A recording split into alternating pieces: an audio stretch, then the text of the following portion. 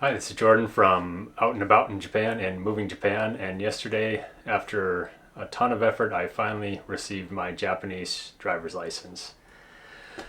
Done in the Kagoshima Prefecture, and I was at least the first foreign national to receive it under the new guidelines, possibly the first person to receive it under the new stricter guidelines that started in October of 2025. So I just want to tell you a little bit about the process to help you get through it, because it was one of the more stressful things that I've done in my life, surprisingly enough. So this part of the video, I'll just talk about the first half, which is getting through the written test and the process just to get there. And then I'll make another video about getting through the driving portion of it, which is significantly more challenging. So the first part of the process is just getting your appointment and getting to the point where you can actually take your written test. So mine took forever. I started the process back in April of 2024, thinking it wouldn't take, April 2025, thinking it wouldn't take that long to get an appointment there, but it took forever. So even though I started applying in April, they want you to send in all your documentation ahead of time. So I was working with some Japanese friends to get that accomplished, sending things constantly to the driver's license center. They kept asking for more documents. They needed copies of things like passports and passport pages and flight itineraries of when I first came to Japan. My original American driver's license, copies of that, an official Japanese translation, which you can get at JAF, that they need, along with many other things, and that took months to do. It was surprisingly slow. So by the time I actually had an appointment scheduled, it wasn't until early October 2025, 5.5 months later, that I was finally able to get my appointment. And I don't think it was much of a coincidence, since there was a talk for months about the new harsher standards, more difficult standards for international folks looking to get a driver's license in Japan, that my testing was pushed off until October. So I was going to be part of the first wave of people going through that process. So after I finally got all my paperwork in, they scheduled my date, which was October 7th, to go in and actually start the process, possibly to take all the tests, although it didn't quite happen that day. So I drove to the driver's license office in the testing center, which is about an hour away from me. And the first part was the interview. So you have all your documents. Make sure you bring a nice folder with all your documents clearly organized, your recent set of photos that are the perfect size that you can get at little booths at the mall or in front of drugstores or all over the place here in Japan. So they started checking my documents that they said they already had the copies of, because we've been dealing with this for months. So I sat down, they started asking for things, and one of my documents, they said they didn't have the original, even though I definitely sent it because I had nothing left at my house. So they needed an original again of the official translation from my Alaska driver's license into Japanese. So I said I didn't have that. I already sent it in. I said, well, can you go home and check? And he's like, well, I live like an hour to an hour and a half away from here, so I cannot do that. So he was pretty bummed out. But he went through all the other documents, including flight itineraries I'd already sent, but it wasn't the exact flight itinerary they were looking for. They wanted a very specific one about when I first came to Japan in a certain way, so I said, okay, I need to get that too. He said, can you print it out? I was like, well, not here. I got to drive home to get that. So I had to come back. I had to reschedule. I said, come back on Friday. So I went home. I printed out the flight itinerary that they were looking for my trip, essentially over a year ago, where I first came to Japan. And I needed to go to the JAF website and have my Alaska American driver's license translated Japanese again, because I did not have the original copy. Luckily, it's a very quick turnover. I think it's less than 2 days. So I was able to get that done. It costs like 4,000 yen to have that happen. And then you can get it printed out like a convenience store. It's a one-time print.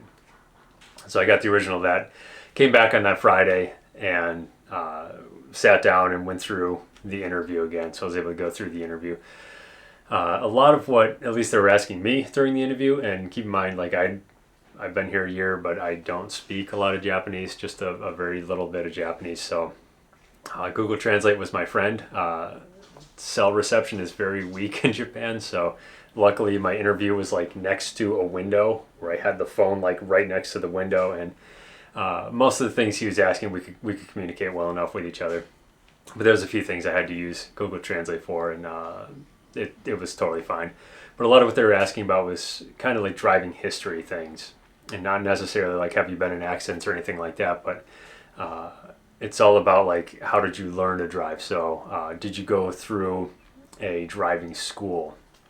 So for me, it was like, yeah, I wasn't expecting these questions. I was like, yeah, like 30 years ago, like when I was in high school, I went through a driving school, and they wanted to know a little bit of details about that. And of course, I was just like, I don't really know. So I was just kind of trying to do the best I could to remember what the details were from that driving school. Also, they wanted to know about like written tests, like what written tests did you take to get this license? And since I've lived in so many different states in America, I was basically just going off the last one. I was like, it was whatever, 20, 30 questions. How long did it take you to do it? I didn't know how many questions it took on my original driver's license, from Massachusetts 30 years ago. But essentially they want to know, okay, did you go to a driving school of some form or another? Did you have to do a written test? And then they're asking like, well, what was the actual driving exam like? So I was just telling them what kind of driving test, a practical driving test. They wanted to know how long it was. I was like, well, I don't know, like 20 minutes. I really don't know. And then like what environment was it? Was it rural? Was it a city? And I was like, oh, it was kind of, urban environment, traffic lights and crosswalks and things like that. So that seemed to satisfy him, essentially knowing that I had kind of the driving educational background, and that possibly they wouldn't say like, oh, you need to go to a driving school first before you can even do this. So I got through that part. The interview was pretty quick. It's like 5-10 minutes. So that part is pretty simple. And then they take all your documents, including your originals, so make sure you have your residence card, your driver's license, all the passport, just anything original you can. They should have the original of most other things, but it's good to bring copies, even though they won't accept copies of most things. So just be prepared. So then I had to sit in the waiting room again, and it was, they said, oh, we're going to verify your documents now. So I was like, okay, maybe this will be like an American verification where they're like, okay, it looks good, 20 seconds later, you're ready to go. But this is the Japanese documents verification. So I was in there, I think, hour and 15 minutes in the waiting room. And I was the only one who had done the interview. Like, they were just in there certifying my documents for slightly over an hour. So they're very detailed on it. So bring a book to read, bring something to do, because you're going to be there for a while. After they verified that all my documents were correct, then I could move on to the next part of the process, which is moving forward towards the test. So I had to go to a counter and pay the 2,500 yen to start the testing process. So you pay that, and as you'll learn later, you pay that every time you come. So if you fail the written test or the practical test, it's the same fee every time now. It used to be a one-time fee, but now it's every single time, 2,500 yen. So be prepared, have cash, and then have some extra in case you pass everything. You need your actual driver's license that day.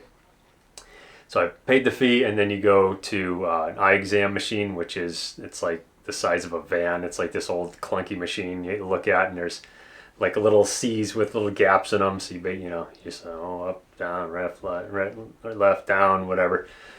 That takes like 10 seconds. They verify your vision, and then it's back to the waiting room. And then you're sitting there.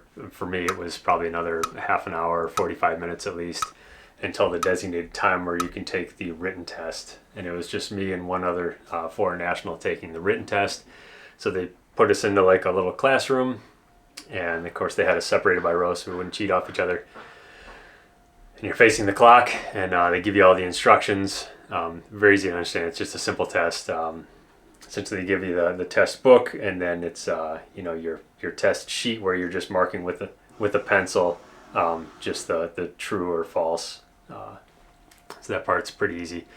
And they give you exactly half an hour. And I mean, they're looking at the clock, and they're going to wait for the minute to change before they say, okay, half an hour, go. And it's 50 questions. Apparently before this October, you didn't even have to study. It was like very common sense questions. But now you need to study. Like, you need to look at that Japan Automobile Federation Rules of the Road book. You need to be familiar with that. You need to read it all the way through, all the different chapters. I had read it through a number of times, so I felt pretty comfortable taking the test. But even with that, as I got to like question 3, I realized, oh, this test is on everything in the book. I kind of had skimmed through like moped things and like disaster response. I was just like, oh, I'm sure that's just like for your information, but no, the test is on everything. So there's questions about driving a moped because your basic Japanese driver's license will authorize you to drive a moped, the low power one. So question 3 was like, oh, should your feet be forward and your knees hugging the gas tank or something like that? And I was like, I don't know. Yes, sure, sounds good. But then there's also questions about like, how to secure the load on your vehicle with ropes. What's the right way to do that? And then you might get a question about like, well, if the load on your vehicle falls off in the road, do you stop or do you keep going and then call to the police? So there's, to me, a little more obscure questions like that. There's some very simple common sense ones. There's some traffic scenarios that to me were fairly common sense. There was one that I was like, I don't know this one, and I just usually did the testing philosophy and just went with my first guess.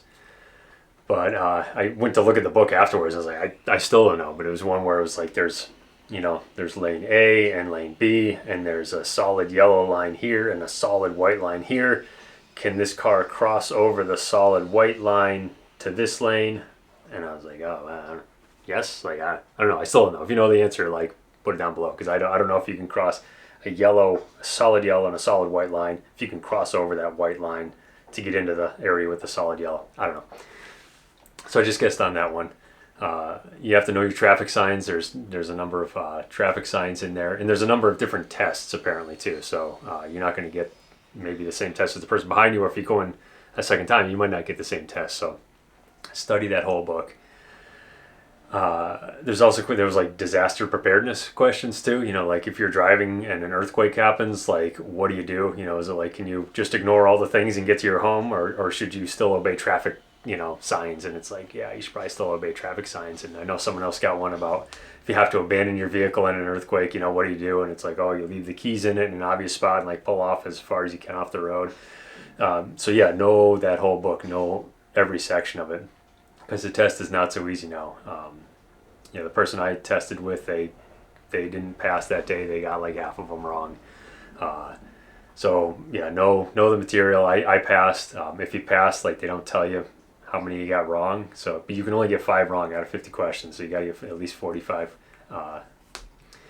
So it's, yeah, you got to know your stuff. I can't tell you which ones I got right or wrong because they don't let you know. And if you get, if you fail that day, like they won't tell you which ones you got wrong. So you don't know, like, oh, okay, I got most of it wrong, but I just need to remember how to do X, Y, and Z. Like, now you got to just kind of start from be like, okay, I got to just read this book again and try to remember, like, some of the questions in there. So just keep that in mind. Try to, if you can, like everything else, try to pass it in one go just by being familiar with that book. So I did happen to pass on my first try. So then it was back to the waiting room. In the waiting room, at least where I am in Kagoshima, there's the screen up there and it tells you like the course of the day. So the courses will switch down here. There's supposedly 3 different courses for the international drivers. Right now they're only using 2 of them apparently, course 1 and course 2. And there's a little book on the side. There's a bunch of books out there. So I had to use Google Translate to be like, okay, which one is, because there are different driving courses for different vehicles, different size vehicles, motorcycles, large vehicles, standard vehicles, international, Japanese. So I was like, okay, check many times to make sure, like, okay, I've got the maps for the international driving test standard vehicle. So I took pictures of all those just so I could study them. That day I think it was course 2. So I studied the map endlessly for course 2. But that kind of brings you to the practical test, and that's kind of a nightmare to take. It's incredibly difficult. I've got a very robust driving background, professional driver certificates, and I did not pass on the first, second, third. I did not pass. It took me a while. So I'll tell you how I got through that in the next video, and at least maybe walk you through the Kagoshima course and what they were expecting down there. So if you found this helpful, let me know. But good luck out there. It is harder now, so study.